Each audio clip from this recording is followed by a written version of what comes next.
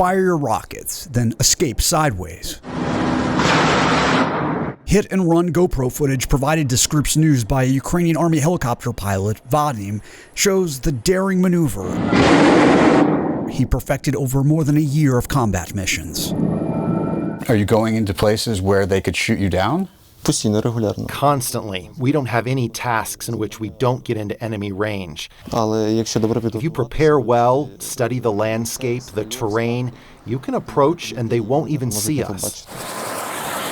Vadym is just 23 years old. He flies the Mi-8, a Russian model designed decades before he was born.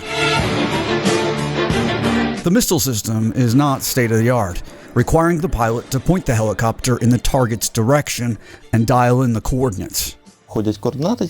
We receive the coordinates of the target in advance. We see if we can do it or not. If the risk is reasonable, then we take on the task, think over the entire route, ways to get out of there.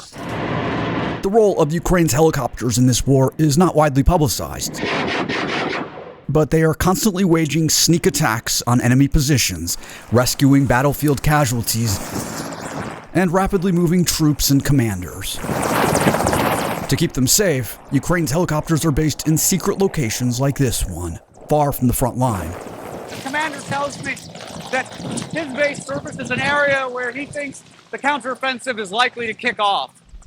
Though far from here, they will reach the battle thanks to auxiliary fuel tanks inside their cargo bays that allow them to fly up to 3.5 hours. The closer the pilots get to enemy positions, the lower they must fly. Experienced pilots literally shave the ground, cutting the grass from a couple feet high. Literally like cutting the grass.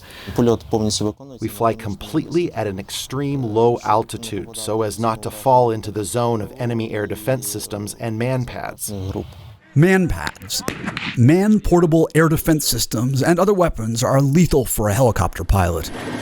The danger, seen here in video from Ukraine's military, showing their ground forces downing a Russian chopper. Ukraine's army won't say how many of their own helicopters have gone down in enemy attacks. Dangerous job? A little bit. A little bit? Yeah. Seems to me it's a lot of bit. We do not complain. Modest, though Vadym has flown in some of the most legendary battles of the war. He was just out of flight training when Putin invaded. A column of Russian armor headed straight for the capital, Kyiv. We were told to patrol the highway and find the column and destroy it.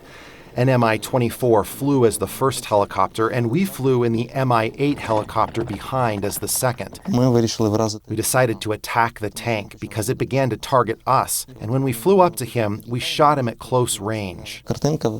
Time completely slowed down. I imagined the tank firing, a shell flying into the helicopter, how it exploded. Such stupid thoughts came in my head, but we shot him, and we destroyed the column. He would go on to help in the recapture of Snake Island in the Black Sea.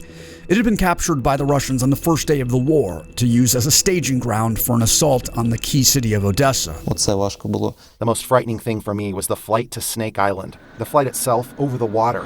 This rare video, shared by Vadym, shows the mission. We were flying at a height of around 3 feet, and there was a feeling that water was pouring into the cabin. That was scary. After 4 months of such daring and constant strikes, the Russians withdrew from Snake Island. And then there were the secret missions, only revealed much later. Our crew voluntarily decided to fly to Azovstal. The Azovstal steel plant in Mariupol. Ukrainian fighters and civilians trapped, bombed and shelled relentlessly, refusing to surrender. During the 80-day siege, Vadym and a small band of helicopter pilots would fly rescue missions over more than 60 miles of enemy-held territory. In the evening, I had dinner. I was sitting in silence. I called my relatives and I thought, what kind of bull have I agreed to? But what to do? There is no way back. He would record this video from Azovstal while delivering additional soldiers, medicine, and other supplies and evacuating the wounded.